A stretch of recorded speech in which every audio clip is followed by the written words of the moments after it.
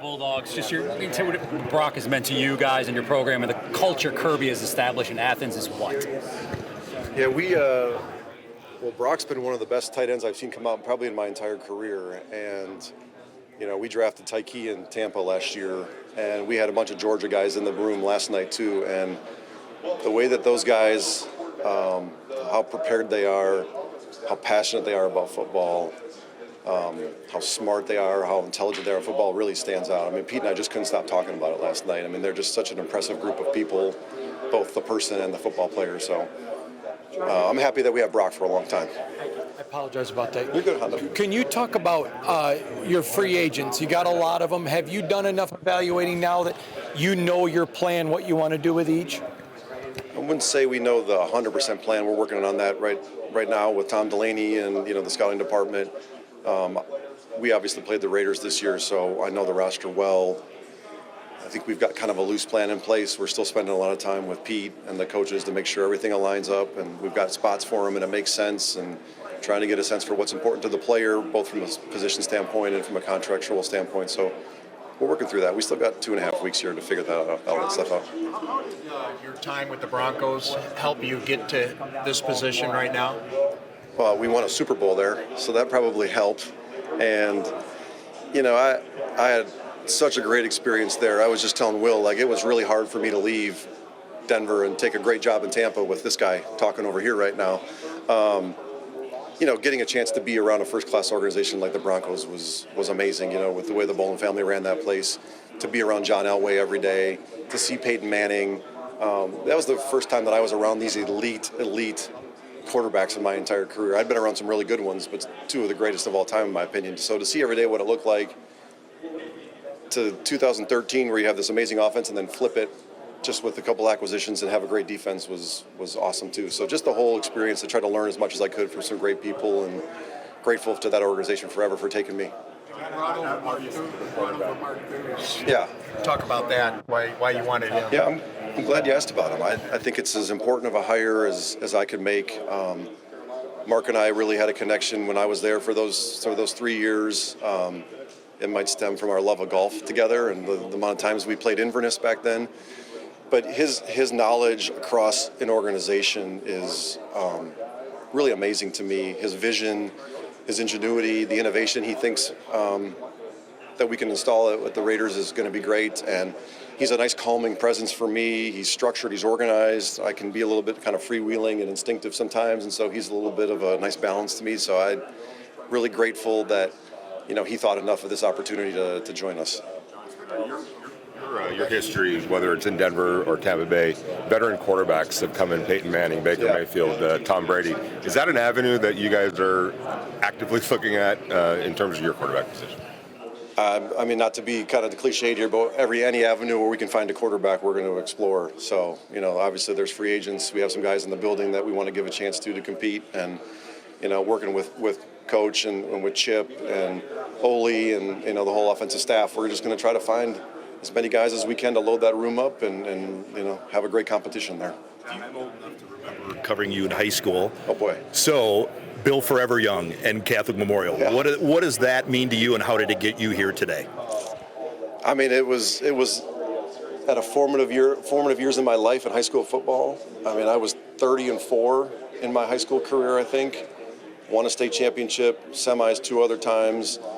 Guys going D1 out of that program all the time. I learned what winning looked like. I said this at my press conference. I'm forever grateful to Coach. I learned what winning looks like, toughness looks like. The old school tough love, drink from the PVC pipe with the water, have a peanut butter sandwich and go back out there and do it again for 2 hours. He toughened us all up, and, I love him to death. He runs a great program. His love of the game has driven him to stay in it for so long and change as the game has changed and evolved, which I have an immense amount of respect for. And, I wouldn't be standing here today if I hadn't made that decision to go to Catholic Memorial. People talk about this draft class for the running backs being pretty deep. Do you agree with that? And what traits do you look for as a GM that would fit with what the Raiders are doing? I think there's a lot of really good players at that position, yeah. And I think it's a really critical position as well. You saw what the Eagles did this year, right?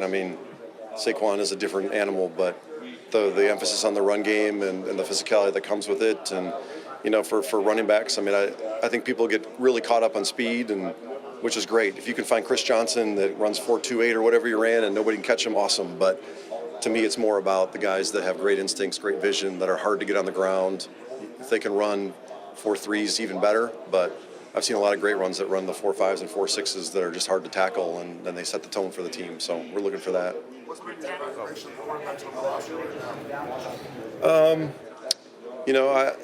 It's a mix of experience, and Gardner's done a lot of good things in his career too. Aiden O'Connell showed some quality stuff in his opportunities as well. So, I haven't seen much of Bradley. So, we're going to see if those guys are where we need to head, or if we got to add to it. But we got to win more games too. Earlier this week, you re-signed Isaiah Palomalo. Can you just talk about what went to that decision, and also how much of a priority is it to also kind of talk to some of those other guys in the locker room and re-sign them pretty soon? Yeah, we don't want to let any good players walk out of our building, especially young players. And Isaiah was a guy that, given an opportunity last year when Marcus got hurt, really stepped up and played well. And I think there's you got to give a lot of respect to a young kid that's undrafted and has a chance to get thrust into the starting lineup. And next thing you know, he's playing at a good level. And we noticed it in Tampa. And talking to the coaches, PG that was here, thought he was critical. I spent some time talking to a couple of the other players in the locker room, and they had a lot of really positive things to say about him. And I think for Isaiah and for the Raiders, it made a lot of sense to do this deal, and hopefully this is just a starting point for him. What is your vision for what you and Coach Carroll for what a Raider looks like, what a Raiders team looks like? Well, I would be remiss if I didn't start with compete. That's been his central thing. But I think, we're going to have a lot of positive energy.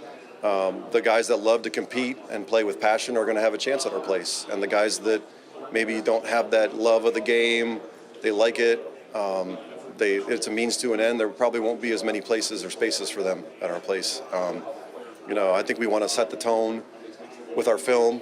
People watch a week, 2 out for our games coming, they want to know, this is going to be a battle. This is going to be physical. This is going to be old school football. And, are we made for this? I mean, that's what ultimately this game comes down to. I think, am I willing to play harder, longer than the guy lining up across from me, the team lining up across from me? And if you're not, then I want to be the space that's where the Raiders live in. And that's served me well over my career. Could you address your draft philosophy of best player available, need?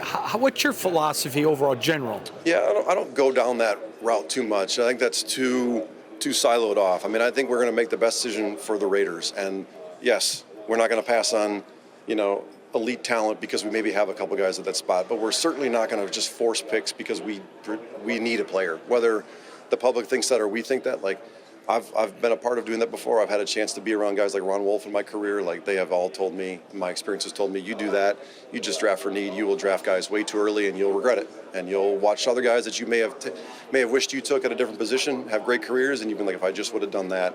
So to me, it's more about team building. What's best for the Raiders? How can we make this work? It's not about collecting talent, and it's not about just filling a roster out either. The guaranteed money is out of his contract. So that may be coming to a head. Is that something that you feel like is going to get done here fairly soon? What are any of the discussions, the tone of the discussions? I don't want to make any predictions or speak too much about that. I just would say I have an immense amount of respect for Max.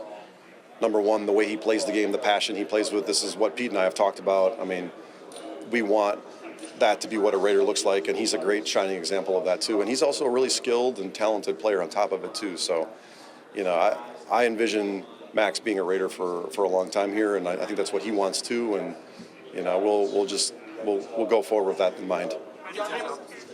Four head coaches in how would you characterize the 4 head coaches in your division? Oh, it's all really good. I mean, one of the greats of all time who I had a chance to work with in Philadelphia for 5 years and learn so much from, and my fellow Michigan man in LA who did us proud in Houston a couple years ago, and then Sean Payton, who we played against a ton when I was in Tampa and had some crazy battles. And so we have a tough division. It's not a secret, led by 3 really good head coaches and now a 4th really good head coach. And so I think it makes our division really interesting and exciting, and it's going to be all about competition, and there's going to be no easy games in our division. Tim, what's up? How you doing? Good to see you too. reference a lot of the people you've worked with. What's it like to be the guy now calling the shots for a team? Oh man, I don't think of it that way so much. I mean, I try to draw on the people that I've learned from, and listen, I got a dream job here with the Raiders. That's not a secret at all. But I'm grateful for where I'm at. I'm grateful for the trust given to me, and I want to do right by the ownership group, Mark Davis. I want to try to get as many good people in our building as we can, players, and we got a long way to go here, so I'm not too much caught up in that right now. It's been a great football journey, and I'm extremely grateful for every step along the way, the good and the bad. I wouldn't say bad, but the hard to get to me where I'm at. I'm grateful for it all, and just excited for what's ahead here. This quarterback class. Say again? So what stands out to you about this quarterback class? Got a lot of guys that have played a lot of good football. Some guys that have been through some adversity. The transfer portal is becoming more common. You got Cam Ward and Will Howard and a bunch of these guys that have kind of showed different levels of success at different places. And, they've all kind of risen to the challenge and made some programs, I think, that maybe haven't had the success recently, Colorado, Miami, that they are accustomed to having. And so I think you got to give your credit to those guys for being a part of that and doing that. And I'm looking forward to talking with a bunch of them this week and getting to know them better. I haven't had a chance to spend any time with any of them, and to me that's a hugely important part, maybe the most important part, especially at quarterback. We get a little bit caught up on how far they can throw it, and as opposed to how they think it and how they process it and how they lead it. So. How do you know you need to give them more time? Well, we kind of go back to, I've been a part of a couple of these. We kind of go back to our evaluation coming out and what we believe the player to be and the person to be, and then you kind of try to envision, does it work in our system? Will this play? Is it a good fit for the team that we're at? So the Raiders now, and you got to kind of trust your gut. Just because the guy didn't work somewhere with a different organization for whatever that is, good or bad. I think there's always an opportunity that if it's set up the right way at the place that you're at, then and you believe in it, that guy will feel that. Because a lot of times they haven't maybe been upset the right way. They don't feel like they've been believed in, and if you kind of breathe that life back into them, I think they've got a chance. And I'm grateful for a couple of them that have come along the way and helped me win a lot of games.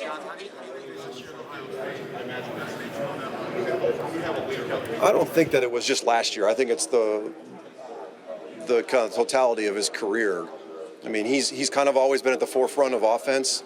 If you go all the way back to New Hampshire and Oregon and the way he pushed that forward, and with what he brought to the league when he was with the Eagles, and then I know how that went. But then he talked a lot about what he learned and where he's grown and his beliefs and how grateful he is to kind of go through the same stuff. And I think we just see a great offensive mind that he gets his quarterbacks to play well. I think you used Will Howard as an example last year. He had a couple tough moments, but Chip and Will found a way to play their best football when it mattered most. And you got to tip your cap to people that can do that. How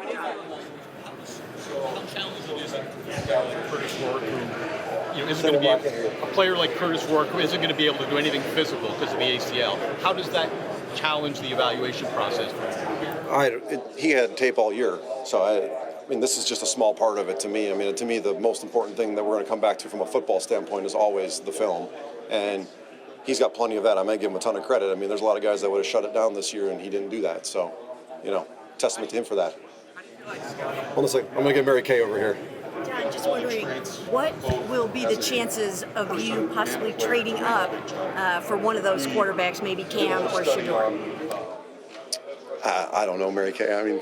We're just getting started here. We're going to go through our process and figure out who's the best fit. We're just kind of getting started with stuff like that too. Pete and I are drinking from the fire hose pretty strong right now, and so we're going to get there. But I wouldn't rule out anything. I try to be an open-minded person, and if it makes sense for the Raiders, we'll do it. And if it doesn't, we won't. How often have you been talking to Tom? Tom and I stay in touch since I got this job. He's a very curious person, as you know, and he just kind of wants to know kind of what's going on now that the Super Bowl's ended and he has a little bit more time. He certainly has thoughts, which I appreciate. I'd be some kind of idiot if I didn't listen to what he thought about things too, but he kind of more approaches it just from what are we thinking? What do you think about this guy? I heard about this guy. I was watching this guy, and we just kind of bounce ideas off of each other, and it's a lot of fun. given Matthew Stafford permission to talk to other teams. Is that something that you guys would be interested in, at least kicking the tires on and find out what that might look like? Yeah, I don't really want to talk about other teams' players and get in trouble in my first press conference here, but I would just say that if there's an opportunity for any player that we think can add value to the Raiders, we'll look into it.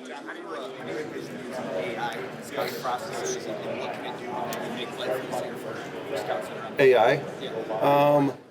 This is something that Mark and I in particular Mark Thuse and I have talked a lot about too, and when we're looking to kind of build that space out and assist any way it can, we've got an interesting ownership group where, there's some of them that kind of work in that tech space too, and so we're kind of just at the genesis of that and coming up with ideas, but I hope that it can be a big part of what we do to make us much more efficient.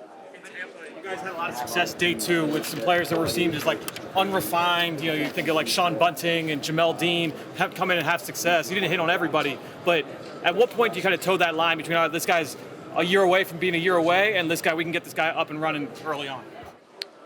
Well, I mean, I don't want to call those guys unrefined. They played a bunch as rookies. I think it's just understanding the value of certain positions, the opportunity to select them. I mean, in Sean's place, Central Michigan, and Jamel's place, a couple of injuries. But yeah, I mean, we had home run balls. I think really, if you look at that 2020 team, the core of that team was really built in the second, third, and fourth rounds. Chris Godwin, Anthony Nelson. I mean, I could go on and on. So I think it's just about finding good football players that fit your team and fit what you want to be. And we had a great scouting department in Tampa with a lot of really great people, and we were able to find players that really helped us. What's it like to have a guy like Pete Carroll around who's had some success in those later rounds and great drafts and success before, and this being kind of a new opportunity for you to spearhead this draft this year? Yeah, it's awesome for me. I mean, the first time I was on the phone with him, I'm on the phone with Pete Carroll. I mean, we had some guys walk in last night, some young guys, and be like, this is MF and Pete Carroll right here. He loves football. He's so invested in it, and for me, getting started, to have somebody like him to kind of lean on and be like, hey, just think about this. No, I hadn't thought about that. Well, this is what's coming. Well, he's got I don't want to date him, so 20 years, let's say 20 years of experience but he's got a lot of experience with it. It's just really, really reassuring to me that, he's supported me a lot. He's bouncing ideas off of me, and God, he's fired up to come to work every day. He's got me questioning my youth. Scouting process, for older players is kind of developed. You mentioned the transfer portal, earlier here, and players moving from school to school, and COVID years are kind of ending, but that transfer portal is kind of growing, and players are staying because of NIL. So, what do you think is the challenges, scouting those older guys compared to the younger guys that may not have as much experience? I mean, it's just unique to where we're at right now in the kind of the football world. I mean, you got guys with 6th and 7th years, really, and so you've got to talk about a value of, are we going to have a problem with a 25 or a 26-year-old? Some people have more problems than that. Some teams do. I'm just looking for good football players, and I'm trying to impress upon that to our scouts too. Let's just find good football players. We'll figure it out. So I will say it's been really hard on the area scouts. You go into these schools like Georgia and Michigan and Ohio State, and they got a list of 30 guys that could potentially come out. That is slugging it out, and I don't think people appreciate that. And you don't know. It used to just be here's these 10 juniors, maybe half of them come out. Now it's you got a 4th year, 5th year senior, and he might take another year. So it adds a lot more names to it, and uncertainty, and a lot more work that has to get done in a finite amount of time. And that's why the scouts' jobs are so critical. To go through all that in an efficient way and present the players the right way we're relying on it, and it's critical to every organization. One more question, guys. Another thing that's been changing in this draft, since the transfer rules change, there's less small school players invited to the combine. They all are transferring up. Yeah. How does that impact the scout's job, and is it harder to find maybe a diamond in the rough than it used to be? Yeah, I think it's been happening for a while. I think back to this is almost before I was born, but Walter Payton and Jerry Rice playing where they played. Technology's changed that. These guys don't go undiscovered anymore, and the ones that end up with the smaller schools, they have an easy avenue up right now. And there's compensation involved in that their schools can't compete with at the level they're at. For each kid, it's their own choice. We better be able to find players whatever level they're at. D3, and we had a lot of success in Tampa. Ali Marpet, Alex Kappa. Maybe those guys transfer up now, maybe they don't. I give a lot of respect to the guys that stick it out with the school they're at and take a smaller NIL deal than they could have gotten if they would have transferred to the big one. To me, like, there's a loyalty and a quality to that human that really stands out. And there's a couple guys in this draft this year that kind of had the same opportunity. And when we drafted one in Tampa last year, Graham Barton, that could have gone and played for a lot more money. And I love Duke. I'll stay at Duke. And I'm not saying that's why we drafted him there, but I got a lot of respect for those guys that do that. Last one, Vic. What are the biggest needs of your roster right now? What are the biggest needs on a roster? Boy, Vic, heavy hitter on the last one. I'm gonna dance around this. We won 4 games last year, and we got to be realistic with that. And we've got a lot of really good young players. I think we've got some good veteran players, and we've just got to add quality humans and competitors to this roster wherever we can. And to me, that's the biggest thing, is like some guys that will do the harder thing longer than the person across from them, and we'll be in a good spot. All right, thanks, guys. Appreciate y'all. Thank you.